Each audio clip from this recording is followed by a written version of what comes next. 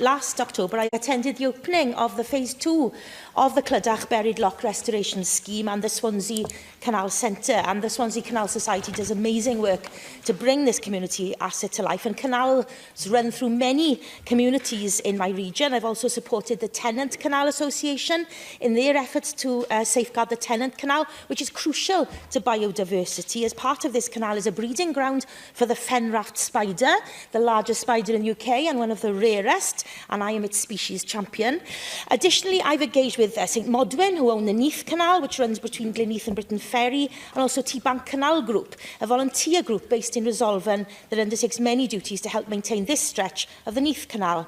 The previous Climate Change Minister highlighted the risks associated with reductions in funding made to the Canal and River Trust by the then Tory UK Government, such as the loss of sections of the canal network and the negative impact on biodiversity. For canals not owned by the Canal and River Trust, such as both the Neath and Tennant canals, the risk of losing access to and benefit from these canals is even greater.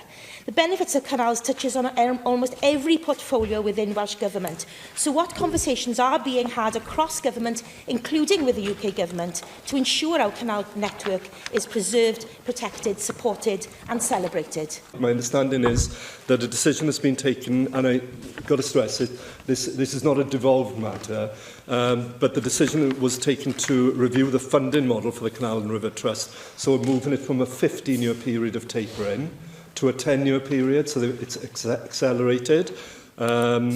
We need, in Wales, to continue to monitor what we can do in our contribution on the canals. But meanwhile, I think it's vitally important that the UK Government work with the Canals and Rivers Trust to make sure that that goodwill is translated into continuing investment, maintenance, and, as some volunteers want to do, expansion of the canal network as well.